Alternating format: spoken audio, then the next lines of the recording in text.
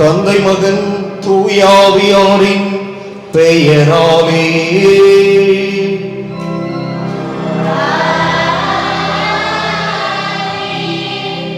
நம் ஆண்டவராகிய இயேசு கிறிஸ்துவின் அருளும் கடவுளின் அன்பும் தூயாவியாரின் நட்புறவும் உங்கள் அனைவரோடும் இருப்பதாக.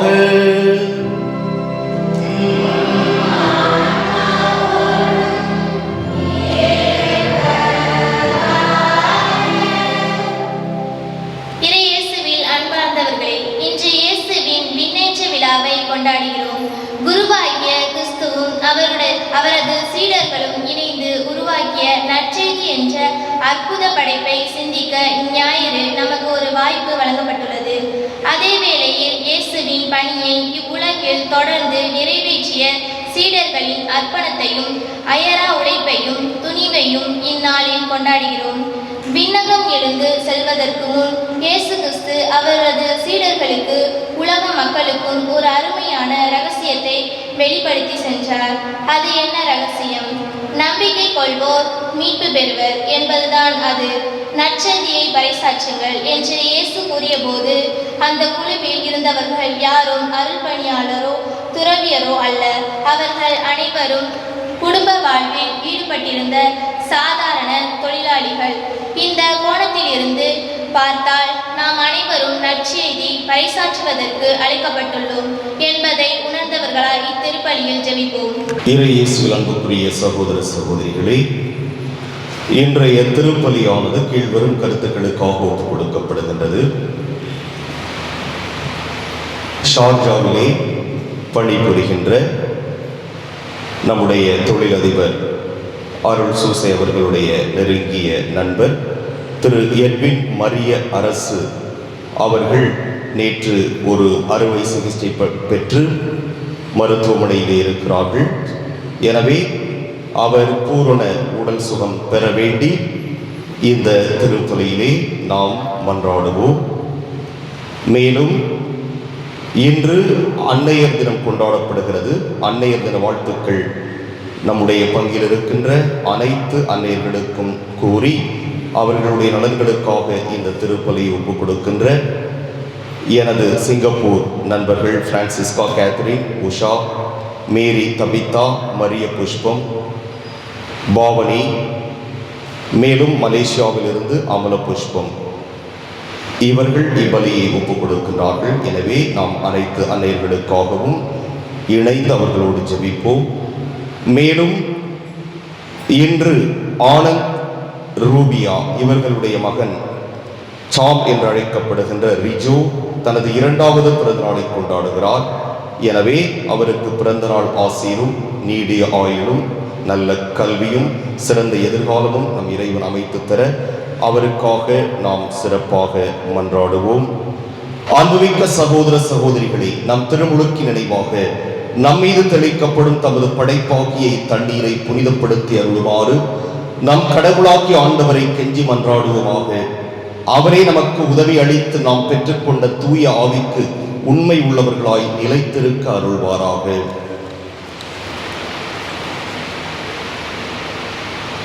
ஆண்டவரே, எல்லாம் வல்ல இறைவா, உம் மக்களின் வேண்டல்களை கனிவுடன் கேட்டருளும். வியத்தக முறையில் எங்களை படைத்தீர் என்றும் அதிலும் வியத்தக முறையில் எங்களை மீட்டருளினீர் என்றும் நினைவு கூறும் எங்களுக்காக இத்தண்ணீர் மீது உமது ஆசியை கனிவுடன் பொழிந்தருளும். ஏனெனில் நிலத்தை வளப்படுத்தவும் எங்கள் உடலுக்கு புத்துணர்வும் தூய்மையும் தரவும் இத்தண்ணீரை படைத்தீர். உமது இரக்கத்தின் கருவியாகவும் இத்தண்ணீரை அமைத்தீர். எவ்வாறெனில் தண்ணீரின் வழியாக மக்களின் அடிமை தலையை அகற்றினீர். பாலை நிலத்தில் அவர்களது தாகத்தை தணித்தீர். அதன் வழியாக மனித இனத்தோடு நீர் செய்ய இருந்த புதிய உடன்படிக்கையை இறைவாக்கினர் முன் அறிவித்தனர். இறுதியாக யோர்தானில் கிறிஸ்து புனிதமாக்கிய தண்ணீரின் வழியாக பாவக் கரைபடிந்த எங்கள் மனித இயல்பை புதுப்பிறப்பளிக்கும் திருமுழுக்கினால் கழுவி புதுப்பித்தீர். ஆகவே நாங்கள் பெற்றுக்கொண்ட திருமுழுக்கின் நினைவாக இத்தண்ணீர் இருப்பதாக. பாஸ்கா பெருவிழாவில் திருமுழுக்கு பெற்ற எங்கள் சகோதரர் சகோதரிகளோடு நாங்களும் ஒன்று சேர்ந்து மகிழ்ச்சி கொள்ள செய்வீராக. எங்கள் ஆண்டவராகிய கிறிஸ்து வழியாகவே மன்றாடுகின்றோம். எல்லாம் வல்ல இறைவா, தண்ணீர் வளம் பெற அதில் உட்பட வேண்டும் என்று இறைவாக்கினர் எல்சா வழியாக கற்பித்தீர். உமது படைப்பு பொருளாகிய இந்த உப்பை பரிவிரக்கத்துடன் புனிதப்படுத்திய உம்மை தாழ்மையுடன் வேண்டுகிறோம். ஆண்டவரே, உப்பு கலந்த தண்ணீர் தெளிக்கப்படும் இடமெல்லாம் தீயோனின் தாக்குதல் அனைத்தும் தோல்வியுறச் செய்வீராக. உம் தூய ஆவியார் உடனிருந்து எங்களை இடையராது காத்தருள்வாராக. எங்கள் ஆண்டவராகிய கிறிஸ்து வழியாக மன்றாடுகின்றோம்.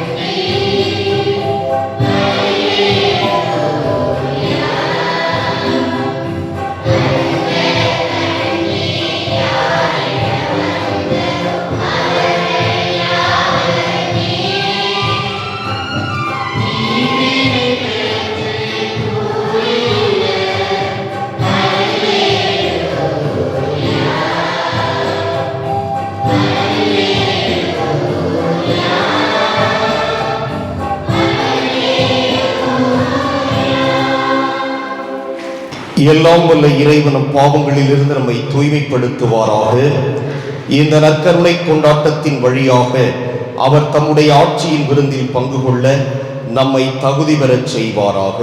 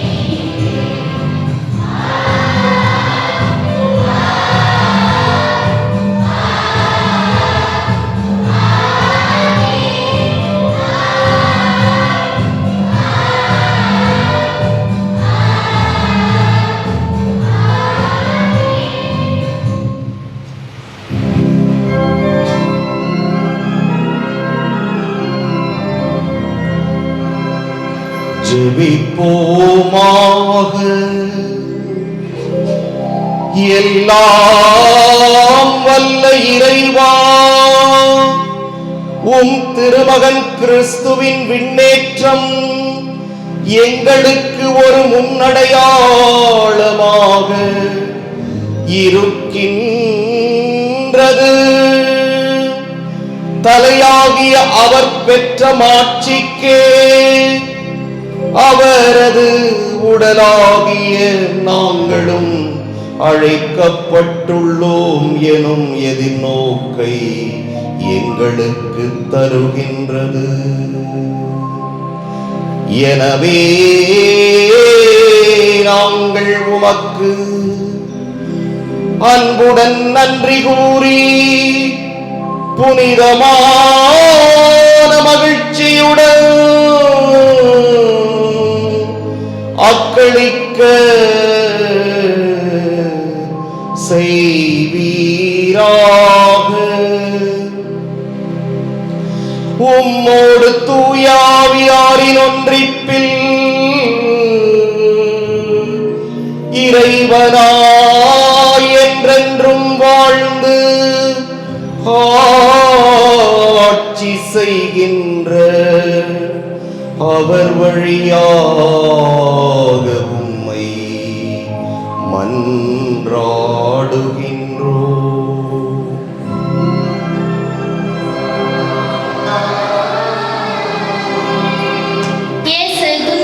இறந்த பின் 40 நாட்களுக்காக சீடர்களுக்கு தோன்றி இறையாட்சியை பற்றி கற்பித்தார். சான்றுகள் மூலம் தாம் உயிரோடு இருப்பதை காண்பித்தார். உலகில் கடல் எல்லை வரைக்கும் எனக்கு சாட்சியாக இருங்கள் என்று பணித்தார். அவர்கள் கண்முன்னே விண்ணகம் சென்றார். அண்ணாந்து வானத்தை பார்த்தவர்களை துணிந்து உலகத்தை பாருங்கள், இறையாட்சியை அறிவிங்கள் என்று அழைக்கும் இந்த முதல் வாசகத்திற்கு செவிமெடுப்போம். முதல் வாசகம். எங்கள் கண்கள் முன்பாக இயேசு மேலே எடுத்துக்கொள்ளப்பட்டார். திருத்தூதர் பணிகள் நூலில் இருந்து வாசகம். அதிகாரம் 1, இறை வார்த்தைகள் 1 தொடங்கி 11 முடிய. தெயோபியில் அவர்களே, இயேசு தாம் தெரிந்து கொண்ட திருத்தூதர்களுக்கு அவர்கள் தூய ஆவியின் துணையோடு செய்ய வேண்டியவற்றை குறித்து அறிவுறுத்திய பின் விண்ணேற்றம் அடைந்தார். விண்ணேற்றம் அடைந்த நாள் வரை அவர் செய்தவை கற்பித்தவை யாவற்றையும் குறித்து எனது முதலாம் நூலில் நான் எழுதினேன். இயேசு துன்புற்று இறந்த பின்பு 40 நாள்களாக அவர்களுக்கு தோன்றி இறையாட்சியை பற்றி கற்பித்தார். பல தெளிவான சான்றுகளால் தாம் உயிரோடு இருப்பதை காண்பித்தார். அவர்களோடு சேர்ந்து உண்ணும்போது அவர்களிடம், நீங்கள் எருசலேமை விட்டு நீங்க வேண்டாம், என்னிடம் இருந்து கேட்டறிந்த தந்தையின் வாக்குறுதி நிறைவேற காத்திருங்கள். யோவான் தண்ணீரால் திருமுழுக்கு கொடுத்தார், நீங்களோ இன்னும் சில நாள்களில் தூய ஆவியால் திருமுழுக்கு பெறுவீர்கள் என்று கூறினார். பின்பு அங்கே கூடியிருந்தவர்கள் அவரிடம், ஆண்டவரே, இஸ்ரேலுக்கு ஆட்சி உரிமையை மீண்டும் பெற்றுத்தரும் காலம் இதுதானோ என்று கேட்டார்கள். அதற்கு அவர், என் தந்தை தம் அதிகாரத்தால் குறித்து வைத்துள்ள நேரங்களையும் காலங்களையும் அறிவது உங்களுக்கு உரியது அல்ல. ஆனால் தூய ஆவி உங்களிடம் வரும்போது நீங்கள் கடவுளது வல்லமையை பெற்று எருசலேமிலும் யூதேயா சமாரியா முழுவதிலும் உலகின் கடையெல்லை வரைக்கும் எனக்கு சாட்சிகளாய் இருப்பீர்கள் என்றார். இவற்றை சொன்ன பின்பு அவர்கள் கண்கள் முன்பாக அவர் மேலே எடுத்துக்கொள்ளப்பட்டார். மேகம் ஒன்று அவரை எடுத்து சென்று அவர்கள் பார்வையில் இருந்து மறைத்து விட்டது. அவர் செல்லும் போது அவர்கள் வானத்தை அண்ணாந்து பார்த்து கொண்டே இருந்தார்கள். அப்போது வெண்ணுடை அணிந்த இருவர் தோன்றி, கலிலேயரே, நீங்கள் ஏன் வானத்தை அண்ணாந்து பார்த்து கொண்டே நிற்கிறீர்கள்? இந்த இயேசு உங்களிடம் இருந்து விண்ணேற்றம் அடைந்ததை கண்டீர்கள் அல்லவா? அவ்வாறே அவர் மீண்டும் வருவார் என்றனர். இது ஆண்டவர் வழங்கும் அருள்வாக்கு.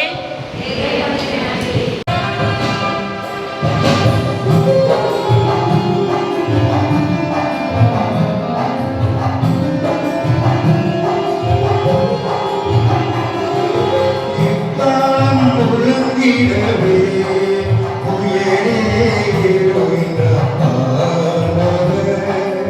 எக்காலம் முழங்கிடவே உயரேறுகின்ற ஆண்டவர். எக்காலம் முழங்கிடவே உயரேறுகின்ற ஆண்டவர். மக்களினங்களே கலிப்புடன் கை கொட்டுங்கள், ஆர்ப்பரித்து கடவுளை புகழ்ந்து பாடுங்கள். ஏனெனில் உன்னதராகிய ஆண்டவர் அஞ்சுதற்கு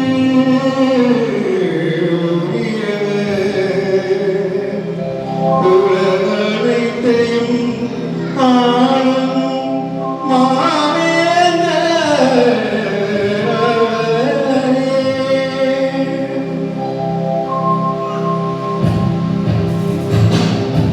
எக்காலம் முழுங்கிடவே உயரேறுகின்ற ஆண்டவர். எக்காலம் முழுங்கிடவே உயரேறுகின்ற ஆண்டவர்.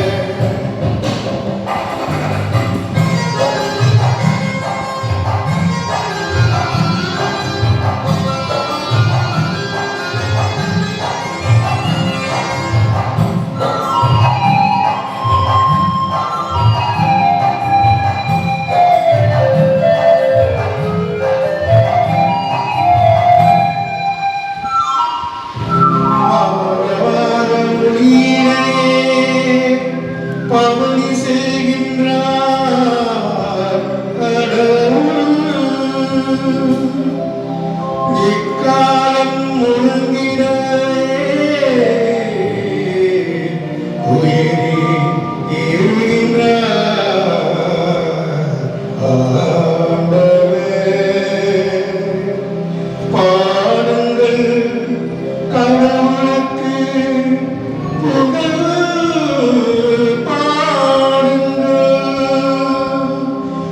பாடுங்கள் நம் அரசருக்கு புகழ் பாடுங்கள்.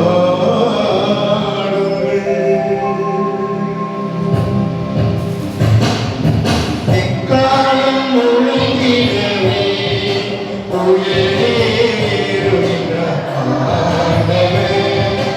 எக்காலம் முழங்கிடவே உயரேறுகின்ற ஆண்டவர்.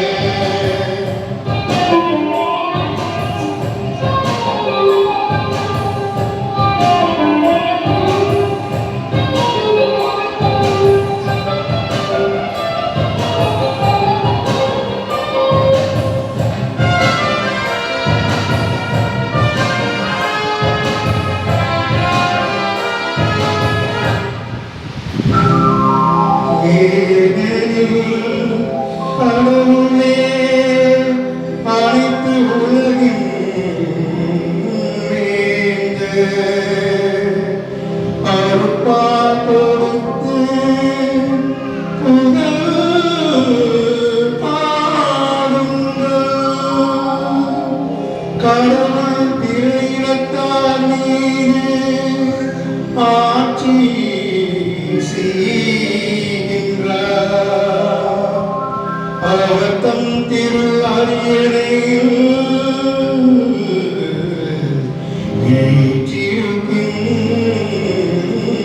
வீற்றிருக்கின்றார். எக்காலம் முழங்கிடவே உயரேறுகின்ற ஆண்டவர். எக்காலம் முழங்கிடவே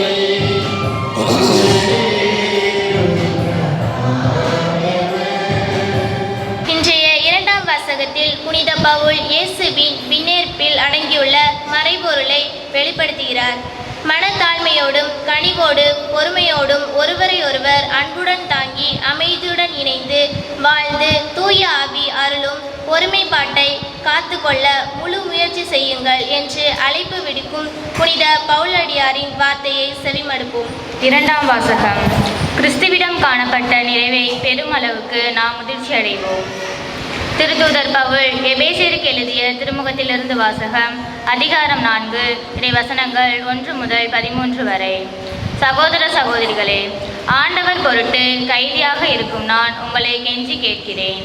நீங்கள் பெற்றுக்கொண்ட அழைப்புக்கு ஏற்ப வாழுங்கள். முழு மனத்தாழ்மையோடும் கனிவோடும் பொறுமையோடும் ஒருவரை ஒருவர் அன்புடன் தாங்கி அமைதியுடன் இணைந்து வாழ்ந்து தூய ஆவி அருளும் ஒருமைப்பாட்டை காத்துக்கொள்ள முழு முயற்சி செய்யுங்கள். நீங்கள் ஒரே எதிர்நோக்கு கொண்டு வாழ அழைக்கப்பட்டிருக்கிறீர்கள்.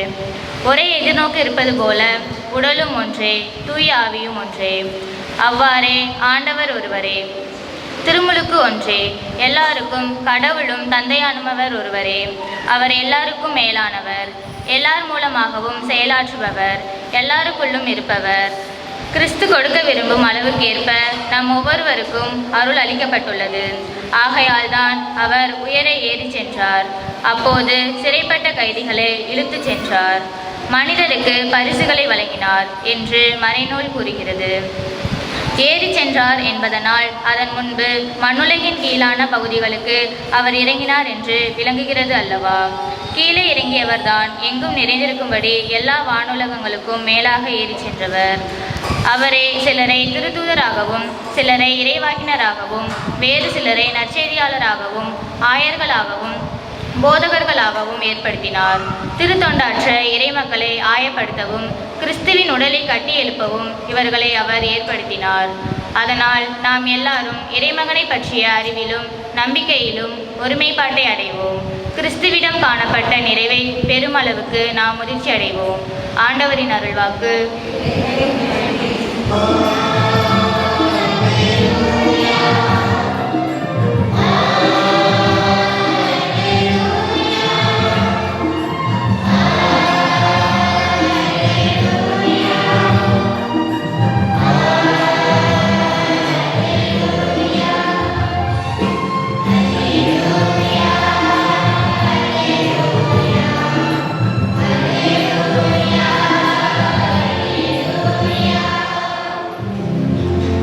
நீங்கள் போய் எல்லா மக்களினத்தாரையும் சீடராக்குங்கள். இதோ உலக முடிவு வரை எந்நாளும் நான் உங்களுடன் இருக்கிறேன் என்கிறார் ஆண்டவர்.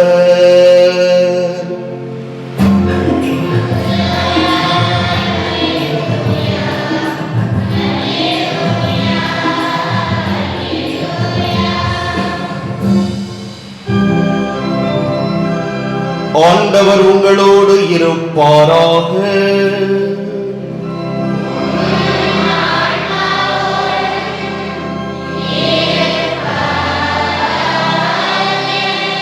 மார்க்கு எழுதிய தூய நற்செய்தியிலிருந்து வாசகம்.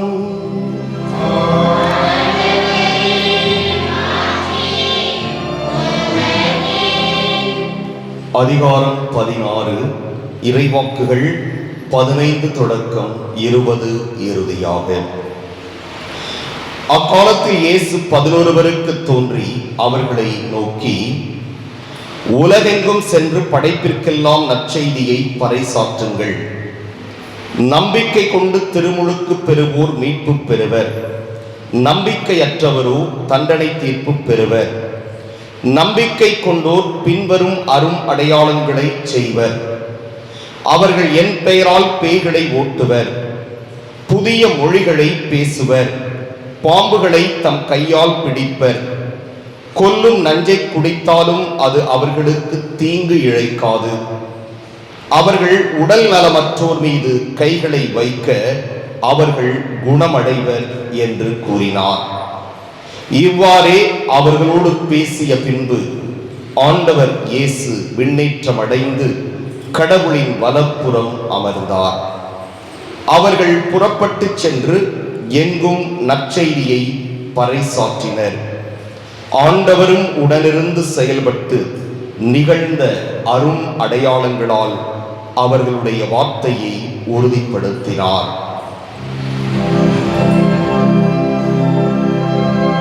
ஆண்டவரின்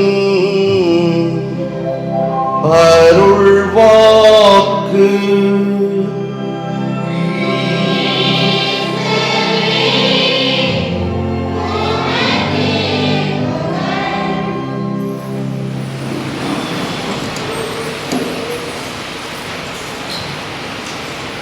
இன்று தாய் திரு அவை ஒரு முக்கியமான விழாவை கொண்டாடுகிறது.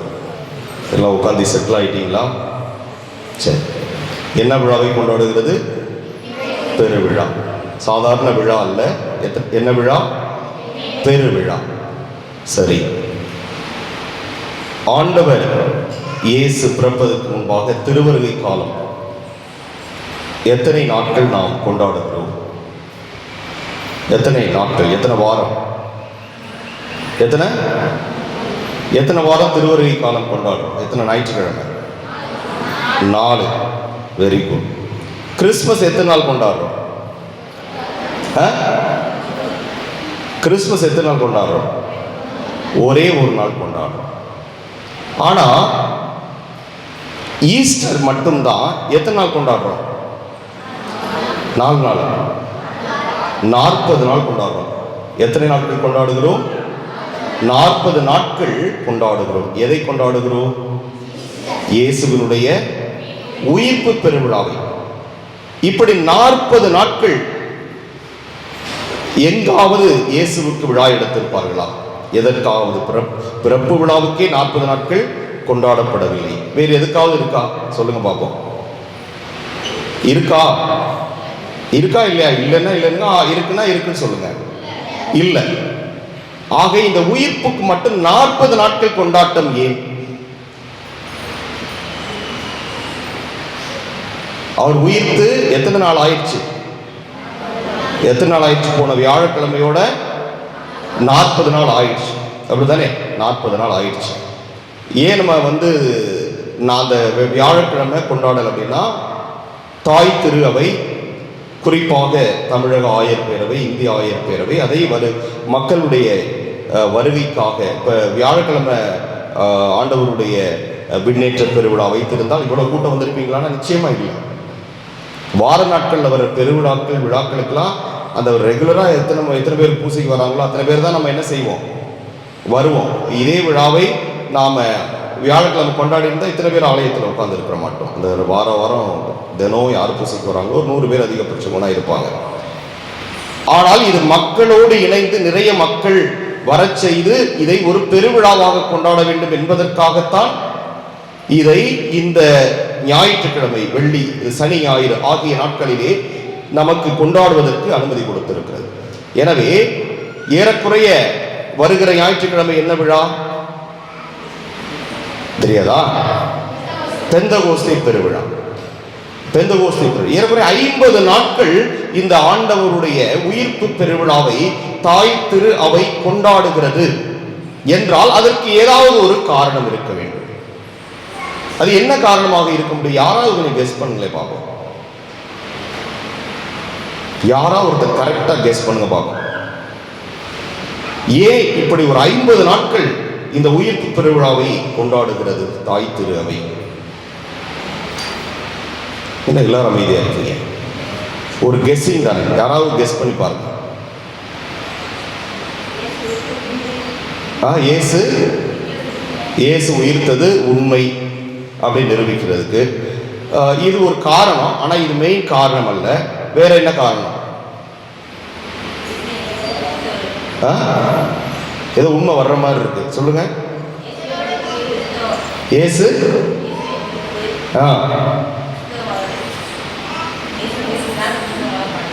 அதாவது இயேசு விண்ணேற்றம் அடைகிறார் என்றால் என்ன அர்த்தம்? எங்க போறாரு? விண்ணேற்றம் அடைந்து எங்க போறாரு? தந்தையின் வலப்பக்கம் போறார். அதுதான் நம்ம என்னன்னு சொல்றோம்? விண்ணகம் சொல்றோம், மோட்சம் சொல்றோம், அப்படிதானே? ஆக அவர் நமக்கு என்ன கருத்தை சொல்லுகிறார் என்றால், இந்த உலக வாழ்வு என்பது நமக்கு நிரந்தரம் அல்ல. இந்த உலக வாழ்வு என்பது நிரந்தரம் அல்ல. இயேசு கிறிஸ்து எத்தனை ஆண்டுகள் வாழ்ந்தார்? 33 ஆண்டுகள் வாழ்ந்தார். இப்படி ஒவ்வொரு மனிதருக்கும் இறைவன் ஒரு இறப்பு செய்தியை குறித்திருக்கிறார். பிறப்பும் இறப்பும் நம்முடைய கைகளிலே இல்லை. நாம் எப்பொழுது பிறப்போம், ஒவ்வொருவரும் எப்பொழுது இறப்போம் என்பது நமக்கு தெரியாது. ஆனால் யாருக்கு தெரியும்? ஆமா. எனவே இந்த வாழ்க்கை, இந்த உலக வாழ்க்கை என்பது ஒரு பயணம்.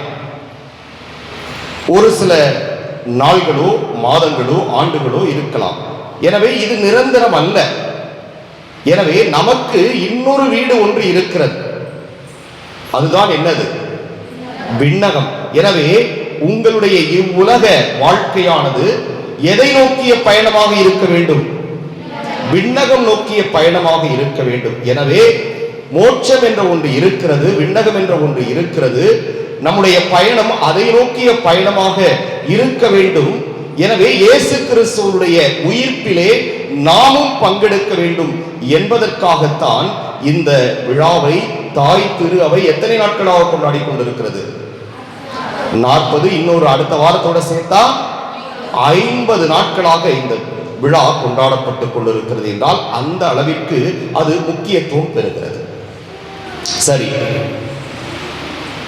உடலோடும் ஆன்மாவோடும் இயேசு கிட்ட போனவங்க எத்தனை பேர்?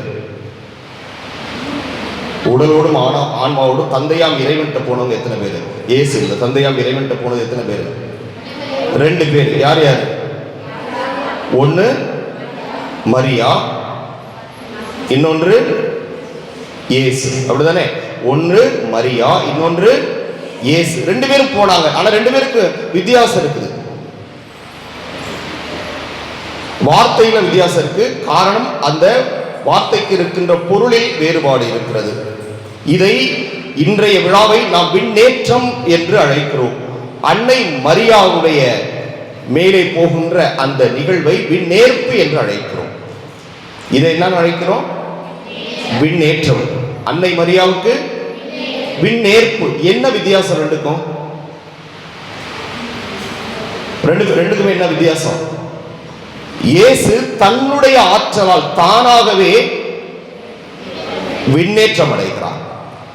ஆனால் அன்னை மரியா விண்ணகத்திற்கு எடுத்து செல்லப்படுகிறார். இதான் வித்தியாசம். இது ஒரு பெரிய வித்தியாசம், சாதாரண வித்தியாசம் அல்ல. ஆக அன்னை மரியாவுக்கும் இயேசு கிறிஸ்துவிடம் இவருக்கு 2 பேரும் சமம் அல்ல. இயேசு இறைவனுக்கு நிகரானவர், அன்னை மரியா அதற்கும் கீழே. எனவேதான் இயேசு கிறிஸ்து தானாகவே விண்ணேற்றம் அடைகிறார்.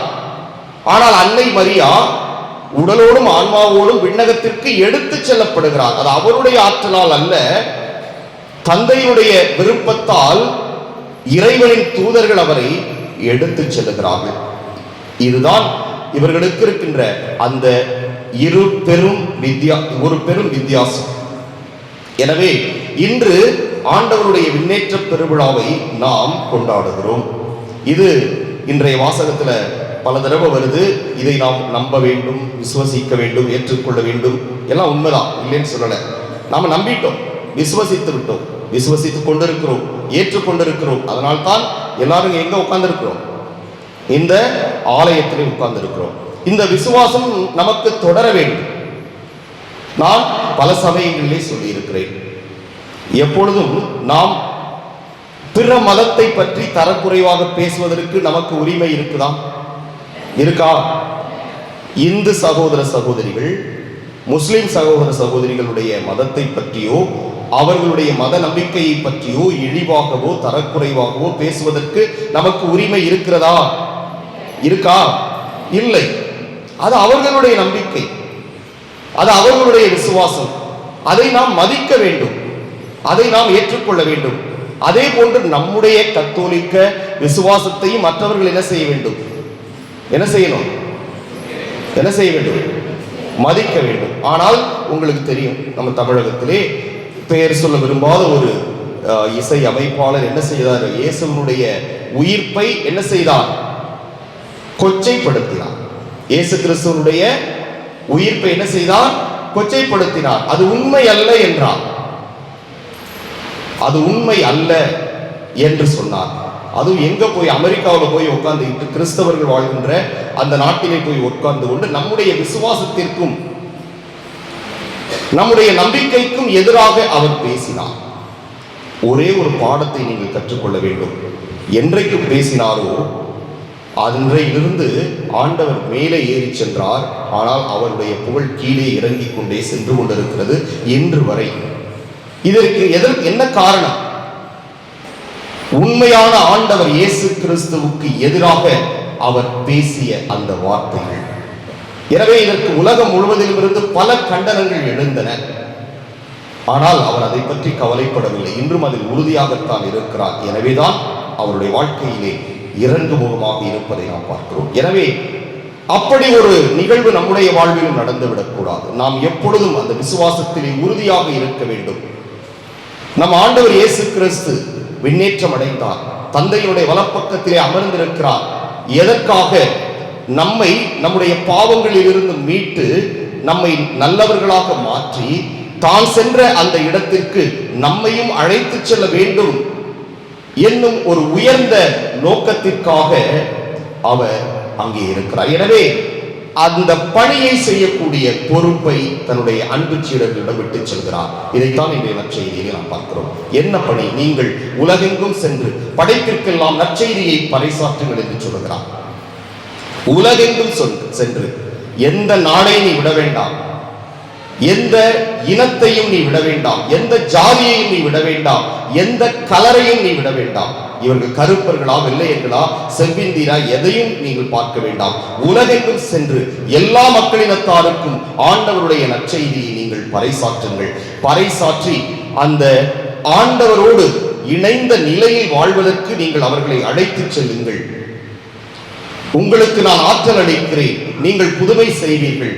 அவர்களுடைய பாவங்களை எடுத்துச் சொல்லுங்கள், அதற்கு மன்னிப்பு கொடுங்கள். அவர்களை தூயவர்களாக்கி தூய ஆவியானவருடைய துணையோடு அந்த பணியை செய்து எல்லா மக்களையும் ஆண்டவரிடம் நீங்கள் அழைத்து வாருங்கள் என்ற அந்த அன்பு பணியை அவர்களுக்கு விட்டுவிட்டு அவர் விண்ணேற்றம் அடைந்ததாக இன்றைய நற்செய்தி கூறியதை நாம் பார்க்கிறோம். எனவே அன்புக்குரிய சகோதர சகோதரிகளே, நாம் முழுமையாக விசுவசிக்கிறோம், நம்புகிறோம், ஏற்றுக்கொள்கிறோம். எனவே இந்த ஆலயத்திலே நாம் கூடியிருக்கிறோம். அதைவிட முக்கியமான ஒன்று அந்த விண்ணகம் என்கிற ஒன்று. நமக்கு இந்த வாழ்வு நிரந்தரம் அல்ல, விண்ணக வாழ்வுதான் நிரந்தரம். எனவே 33 ஆண்டுகள் வாழ்ந்த இயேசு 3 ஆண்டுகள் தன்னுடைய பொது வாழ்வு பயணத்திலே இதற்காக தன்னையே முழுமையாக அவர் கையளித்தார். எனவே நாமும் அந்த விண்ணகம் நோக்கிய பயணத்தை வெற்றியுடன் மேற்கொள்ள இந்த உலக வாழ்விலே நம்முடைய வாழ்வை ஒரு பண்பட்ட சிறந்த எல்லோரும் விரும்புகின்ற ஒரு வாழ்வாக அமைத்துக் கொள்வோம். ஆமென். எழுந்து நின்று விசுவாசத்தை அறிக்கையிடுவோம். Amen.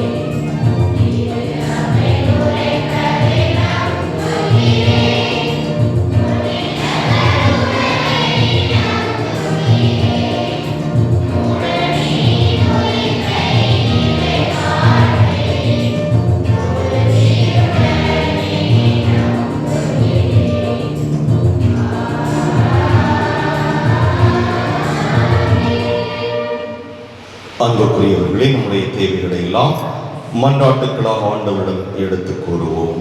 மாட்சிமை மிக்க எம் இறைவா, திரு அவையின் திருத்தந்தை, ஆயர்கள், குருக்கள், இருபால் துறவியர், பொதுநிலையினர் ஆகிய அனைவரும் ஆண்டவர் இயேசுவின் ஆற்றலை பெற்று இவ்வுலகில் அவரின் விழுமியங்களை உலகமெங்கும் சான்று பகர அவர் சொல்லிக் கொடுத்தபடி வாழ்ந்து காட்டிட தேவையான ஆற்றலை நிறைவாக பொழிந்திட வேண்டும் என்று இறைவா உம்மை மன்றாடுகிறோம்.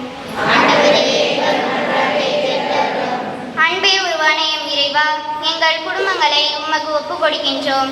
நீர் அனுப்பும் துணையாளரை கொண்டு எங்கள் குடும்பங்களில் அன்பும் நட்புறவும் தலைத்திடவும், எமக்கு அடுத்திருப்பவரை கண்டுகொள்ளவும், அதன் மூலம் உமது இரக்கத்தின் இறையாட்சி பறைசாற்ற எமக்கு ஆற்றலை தர வேண்டும் என்று இறைவா உம்மை மன்றாடுகிறோம்.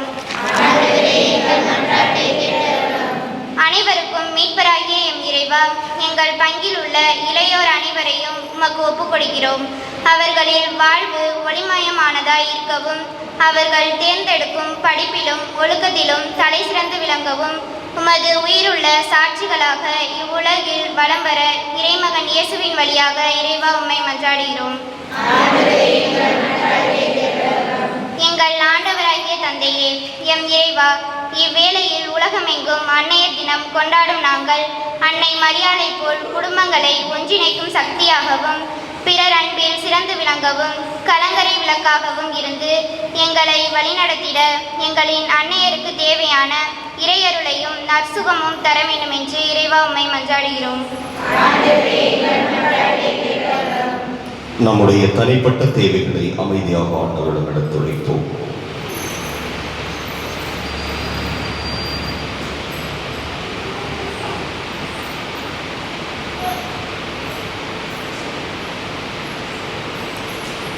மன்றாடுவோமாக. எங்கள் புகலிடம் பலமாக இறைவா, எங்களிடம் இறை உணர்வை தூண்டி எழுப்புகிறவர் நீரே. உம்முடைய மக்களின் உருக்கமான இந்த மன்றாட்டுக்களை ஏற்று நிறைவு செய்ய வேண்டும் என்று எங்கள் ஆண்டவர் கிறிஸ்து வழியாக மன்றாடுகின்றோம்.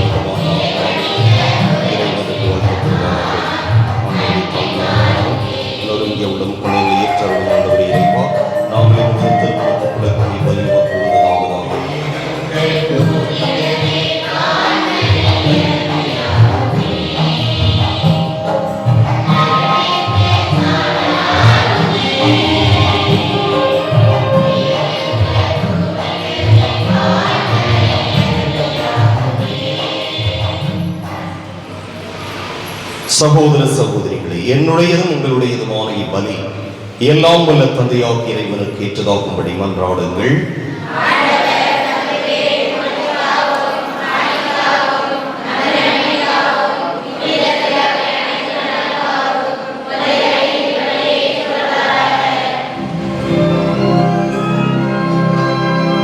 ஆண்டவரே, உம் திருமகனின் வணக்கத்துக்கு உரிய விண்ணேற்றத்தை முன்னிட்டு நாங்கள் தாழ்மையுடன் இக்காணிக்கைகளை உம் திருமுன் கொண்டு வருகின்றோம். இவ்வாறு இப்புனிதமிக்க பரிமாற்றத்தினால் நாங்களும் விண்ணகத்துக்கு உரியவற்றையே நாடு அருள் புரிவீராக. எங்கள் ஆண்டவராகிய கிறிஸ்து வழியாக உம்மை மன்றாடுகின்றோ.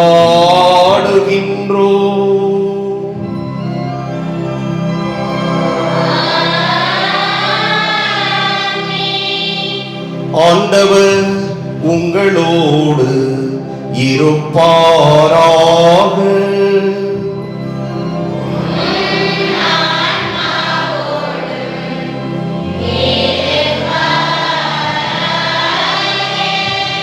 இதயங்களை மேலே எழுப்புங்கள்.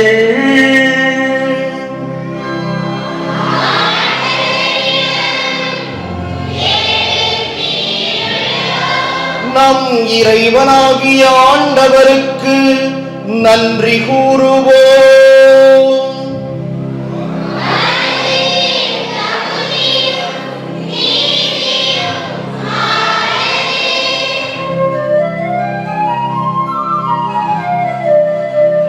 ஆண்டவரே, தூயவரான தந்தையே, என்றுமுள்ள எல்லாம் வல்ல இறைவா, எந்நாளும் எவ்விடத்திலும் நாங்கள் உமக்கு நன்றி செலுத்துவது மெய்யாகவே தகுதியும் நீதியும் ஆகும். எங்கள் கடமையும் மீட்புக்கு உரிய செயலுமாகும்.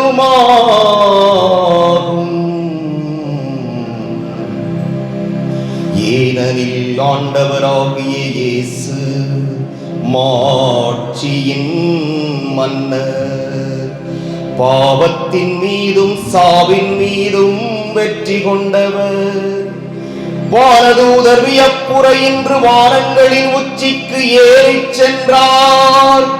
கடவுளையும் மனிதரையும் இணைப்பவரும் உலகுக்கு தீர்ப்பிடுகிறவரும் ஆற்றல் மிக்க அணிகளின் ஆண்டவரும் அவரே. இவ்வாறு அவர் சென்றது எங்கள் தாழ்நிலையிலிருந்து விலகிச் செல்வதற்காக அன்று, மாறாக எங்கள் தலைவரும் முதல்வருமாகிய அவர் முன் சென்ற அவ்விடத்திற்கு அவர்தம் உறுப்பினர்களாகிய நாங்களும் அவரை பின்தொடர்வோம் என நம்பிக்கை கொள்வதற்காகவே. ஆகவே பாஸ்கா மகிழ்ச்சி பொங்க அனைத்துலகின் மாந்தர் அனைவரும் மக்களிக்கின்றனர். அவ்வாறே ஆற்றல் மிக்கோரும் அதிகாரம் கொண்ட தூதர்களும் உமது மாட்சியை புகழ்ந்து முடிவின்றி பாடுவதாவது.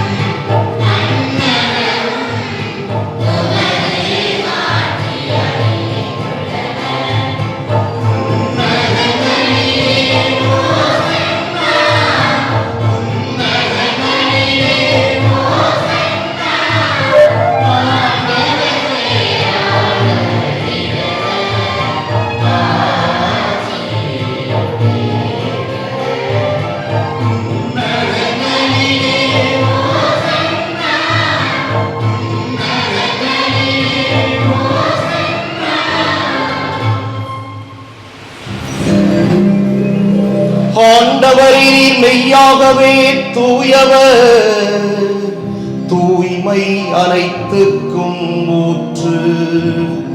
ஆகவே உம்முடைய ஆவியை பொழிந்து இக்காணிக்கைகளை தூய்மைப்படுத்த உம்மை வேண்டுகிறோம்.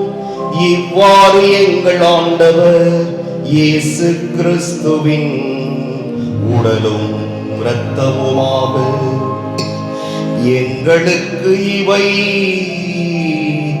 மாறுவனவாக.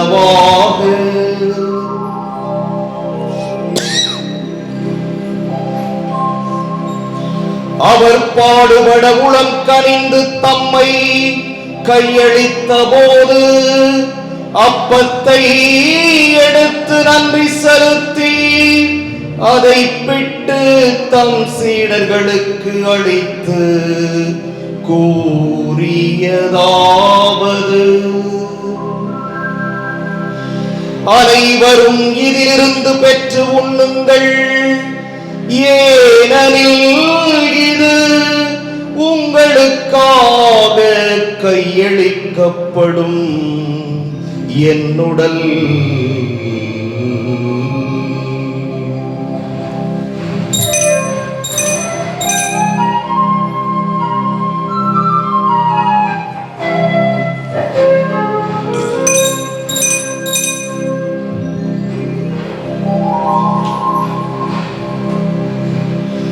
அவ்வண்ணமே இரவு விருந்தை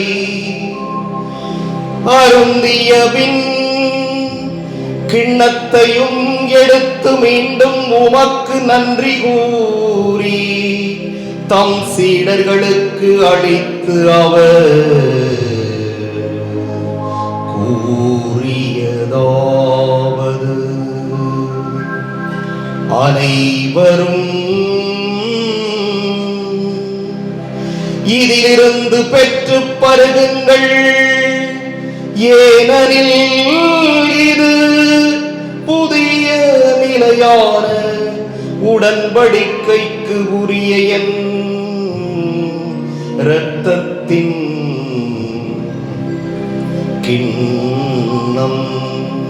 இது பாவ மன்னிப்புக்கென்று உங்களுக்காகவும் பலருக்காகவும் சிந்தப்படும். இதை என் நினைவாக செய்யுங்கள்.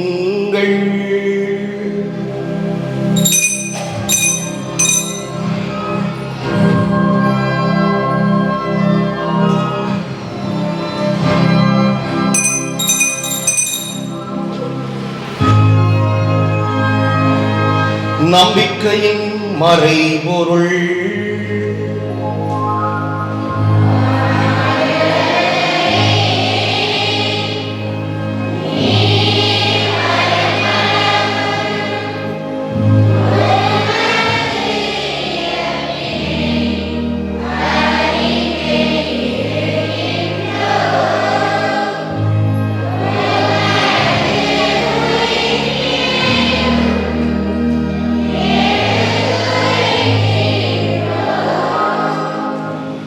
ஆகவே ஆண்டவரே, நாங்கள் கிறிஸ்துவின் இறப்பினையும் உயிர்ப்பினையும் நினைவு கூர்ந்து வாழ்வு தரும் அப்பத்தையும் மீட்பளிக்கும் கிண்ணத்தையும் ஒப்புக் கொடுக்கின்றோம். உம் திருமுன் நின்று உமக்கு ஊழியம் புரிய தகுந்தவர்கள் என எங்களை ஏற்றுக்கொண்டீர். எனவே உமக்கு நன்றி செலுத்துகிறோம். மேலும் கிறிஸ்துவின் உடலிலும் இரத்தத்திலும் பங்கு கொள்ளும் எங்களை தூய ஆவியார் ஒன்று சேர்க்க வேண்டும் என உம்மை தாழ்மையுடன் மன்றாடுகின்றோம்.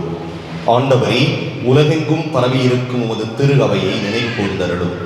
எங்கள் திருத்தந்தை பிரான்சிஸ், எங்கள் மறைமாவட்ட பரிபாலகர் சகாயராஜ், எல்லா திருநிலையினராகிய அனைவரோடும் உமது திரு அவை அன்பில் நிறைவு பெறச் செய்தருளும். மேலும் உயிர்த்தெழும் எதிர்நோக்குடன் துயில் கொள்ளும் எங்கள் சகோதரர் சகோதரிகளையும் இறந்தோர் அனைவரையும் இரக்கத்துடன் நினைவு கூர்ந்து உமது திருமுக ஒளியினுள் ஏற்றருளும்.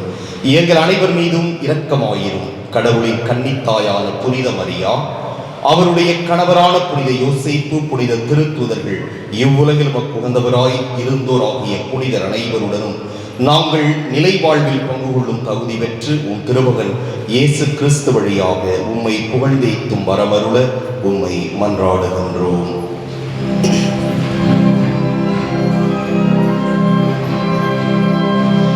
இவர் வழியாக இவரோடு இவரில் எல்லாம் வல்ல இறைவனா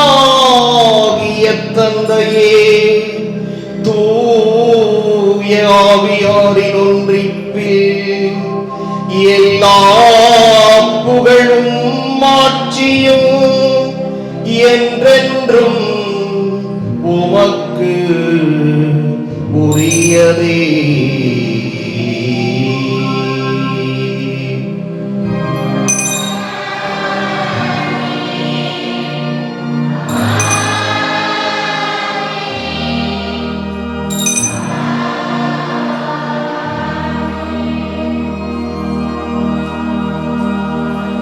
மீட்பரின் கட்டளையால் கற்பிக்கப்பட்டு இறைவடிப்பினையால் பயிற்சி பெற்ற நாம் துணிந்து பாடுவோம்.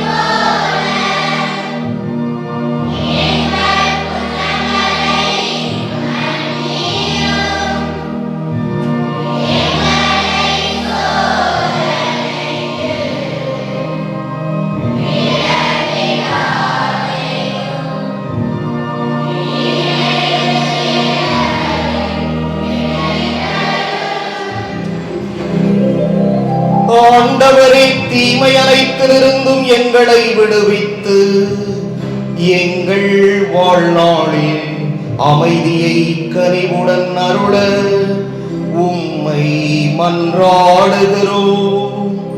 உமது இரக்கத்தின் உதவியால் நாங்கள் பாவத்திலிருந்து எப்போதும் விடுதலை பெற்று யாதொரு கலக்கமுமின்றி நலமாய் இருப்போமாக.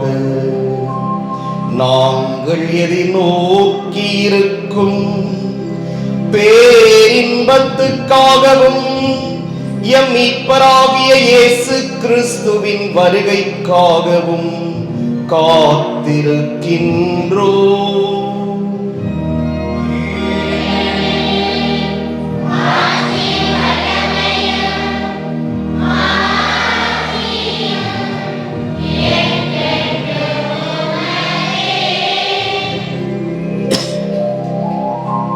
ஆண்டவரே இயேசு கிறிஸ்துவே, அமைதியை உங்களுக்கு விட்டுச் செல்கிறேன், என் அமைதியையே உங்களுக்கு அளிக்கின்றேன் என்று உம் திருத்தூதர்களுக்கு மொழிந்தீரே.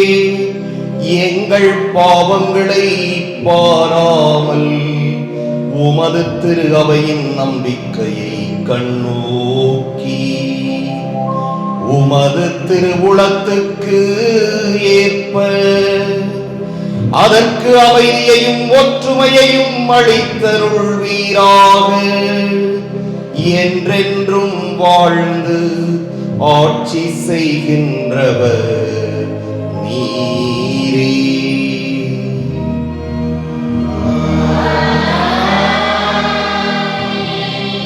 ஆண்டவருடைய அமைதி உங்களோடு என்றும் இருப்பதாக.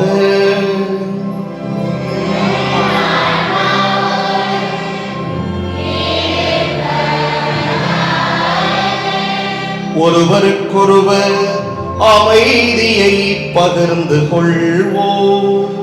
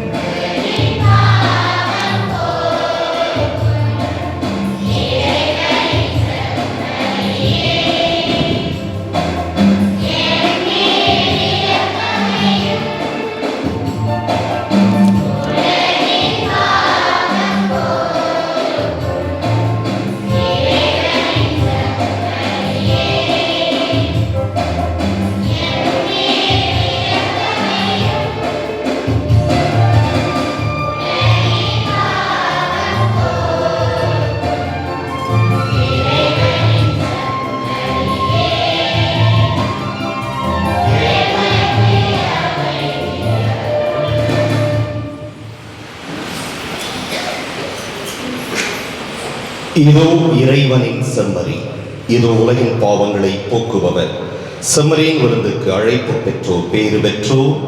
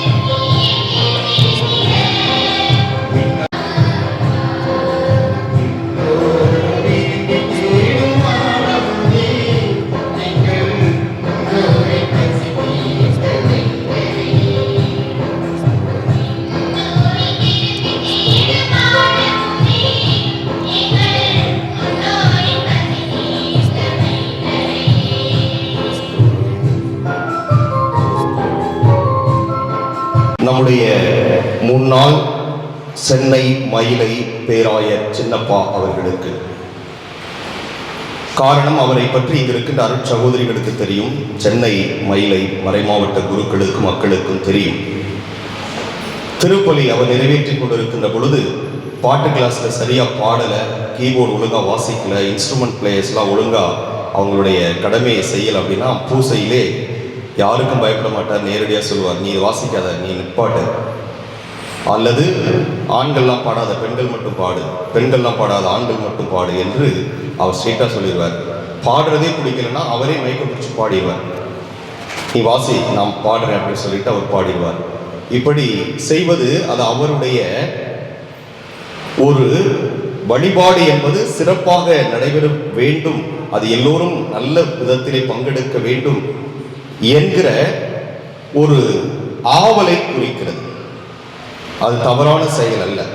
வழிபாட்டிலே பாடற்குழு என்பது சிறப்பாக இருக்க வேண்டும், மக்கள் ஜபிப்பதற்கு உறுதுணையாக இருக்க வேண்டும் என்ற ஒரு ஏக்கம் அவ்வாறு அவர் செய்திருக்கிறார். அதனால் அவ்வளோ ஈஸியாக யாரையும் அவர் பாராட்டியதாக சரித்திரம் இல்லை.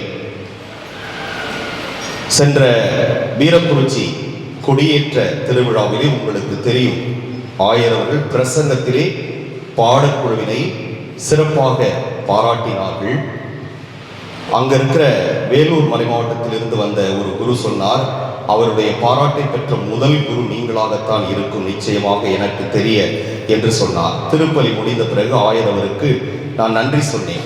உங்களிடமிருந்து பாராட்டை பெற்றது ஒரு விருதை பெற்றது போல எனக்கு ஒரு மகிழ்ச்சியாக இருக்கிறது என்று சொன்னபோது அவர் சொன்னார், பாட்டு தேர்வு super, orchestration super, really I loved it என்று சாப்பிடும்போது அவர் சொன்னார். எனவே இப்படி ஒரு பாராட்டை எனக்கு கொடுத்த சென்னை மயிலை முன்னாள் பேராயர் சின்னப்பா அவர்களுக்கு கைதட்டி நம்முடைய சார்பிலே நாம் நன்றியை தெரிவித்துக் கொள்கிறோம்.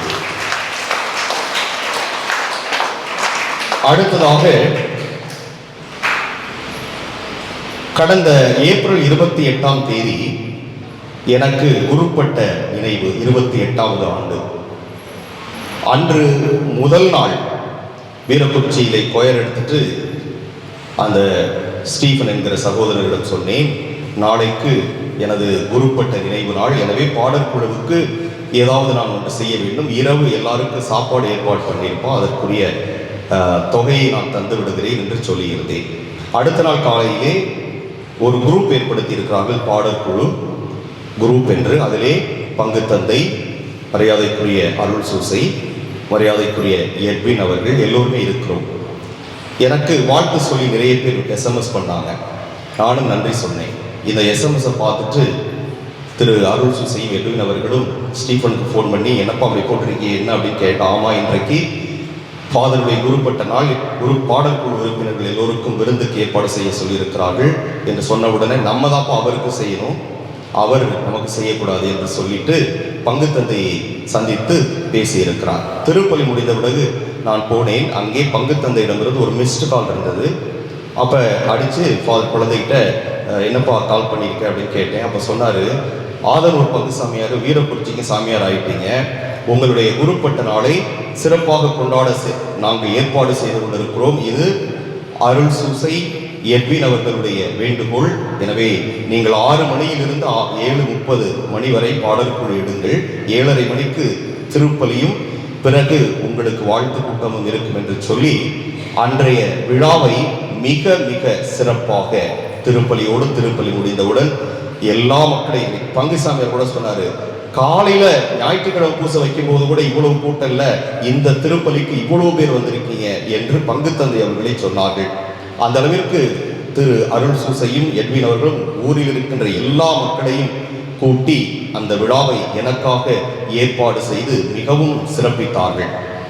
சிறப்பித்து கேக் வெட்டி எல்லோரும் அந்த விழாவை ஒரு பங்கு விழா போல அதை சிறப்பாக கொண்டாட அவர்கள் எல்லா விதத்திலும் உறுதுணையாக இருந்து அதை சிறப்பாக செய்தார்கள். அதுபோன்று அந்த பாடற்குழு வழிநடத்திய அந்த என்னுடைய பணிக்கு மிகவும் உறுதுணையாக இருந்து 8ஆம் தேதி தேர் புறப்பட்டு போறதுக்கு முன்னாடி திரு அருள் சூசை அவர்கள் என்னை வந்து 2 முறை கட்டி அணைத்து பாட்டு கொயர் கிளாஸ் வந்து ரொம்ப சூப்பர் என்று தன்னுடைய கரங்களை குவித்து எனக்கு நன்றி சொன்னார். எனக்கு என்ன சொல்வதென்றே எனக்கு தெரியவில்லை, அந்த அளவிற்கு மகிழ்ச்சியாக இருந்தது. எனவே இப்படி ஒரு விழாவை நான் எதிர்பார்க்கவில்லை என்று என்னை பேச சொன்ன போது நான் சொன்னேன், நான் ஆதனூர் பங்கு தந்தை, ஆனால் நீங்கள் எனக்கு ஏற்பாடு செய்ய வேண்டும் என்கிற ஒரு அவசியம் இல்லை, இருப்பினும் என்னை இந்த அளவிற்கு என்னுடைய விழாவை கொண்டாடி நீங்கள் என்னை சிறப்புற செய்திருக்கிறீர்கள், எனவே நான் மிகுந்த மகிழ்ச்சியோடு உங்களுக்கு நன்றி சொல்லுகிறேன் என்று சொன்னேன். எனவே நம்முடைய பங்கின் சார்பில் திரு அங்கிருக்கின்ற பங்கு தந்தை திரு அருள் சூசை, திரு எட்வின் அண்ணா இவர்களுக்கு கைதட்டி நம்முடைய பாராட்டுதலையும் நன்றியை இந்த நேரத்தில் நாம் தெரிவித்துக் கொள்வோம். அனைவரும் எழுந்து நிற்போம்.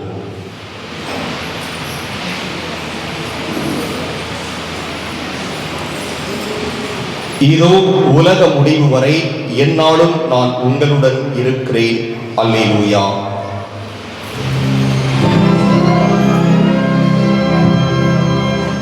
ஜெபிப்போமாக. என்றென்றும் உள்ள எல்லாம் வல்ல இறைவா, இவ்வுலகில் இருக்கும் நாங்கள் விண்ணக மறை நிகழ்வுகளை கொண்டாட அருளுகின்றீ. எங்கள் இயல்பு உம்மோடு இணைக்கப்பட்டுள்ள இடத்துக்கே எமது கிறிஸ்தவ பற்றன்பு எம்மை இட்டு செல்ல அருள்வீராக. எங்கள் ஆண்டவராகிய கிறிஸ்து வழியாக உம்மை மன்றாடுகின்றோம்.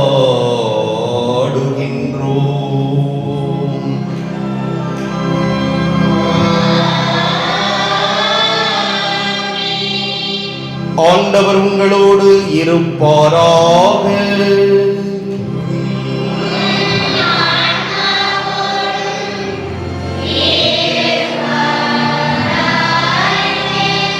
எல்லாம் வல்ல இறைவன் தந்தை, மகன், தூய ஆவியார் உங்களை தம் ஆசியால் நிரப்புவாராக.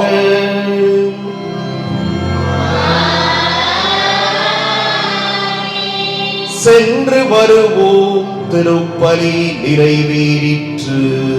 அல்லேலூயா, அல்லேலூயா.